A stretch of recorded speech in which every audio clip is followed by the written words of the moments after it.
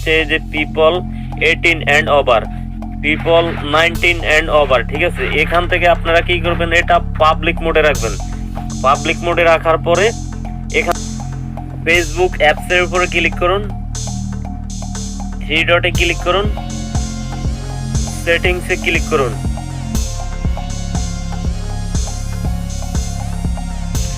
নিচে আসুন, follower and public content, এটাতে ক্লিক করুন। এখান থেকে সবগুলা পাবলিক মোডে রাখবেন। আর হচ্ছে একদম যেটা গুরুত্বপূর্ণ সেটিংস, ওটাই আমি এখন বলবো। ঠিক আছে, তো এই যে দেখেন নিচে এজ রেজিস্ট্রেশন, এটাতে ক্লিক করুন।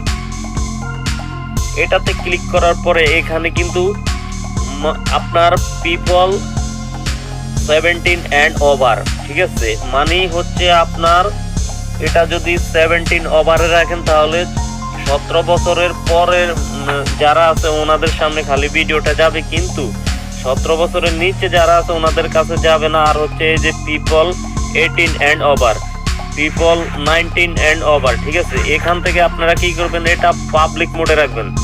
পাবলিক মোডে রাখার পরে এখান থেকে সেভ করে দিবেন। উদ্দেশ্য হলো আপনাদের ভিডিওটা কিন্তু সীমাবদ্ধ থাকবে না, একদম পাবলিক মোডে এটা থাকবে, পরিবর্তে চলবে, সবাই দেখতে পারবে। ঠিক আছে, ওখান থেকে যদি আপনারা 17 বা 18 এগুলা সিলেক্ট করা থাকে, না হলে কিন্তু ছোট পোলাপাইনের সামনে আপনাদের ভিডিও চলবে, কিন্তু বড়দের সামনে যাবে না। ঠিক আছে, তো এই সেটিংস গুলা যদি অন করে ঠিকঠাক মতো না রাখেন, না হলে আপনার আইডিতে কিন্তু ভিউজ কিন্তু আসবে না। ঠিক আছে, সারা জীবন গাধার মতো খালি পরিশ্রম করবেন।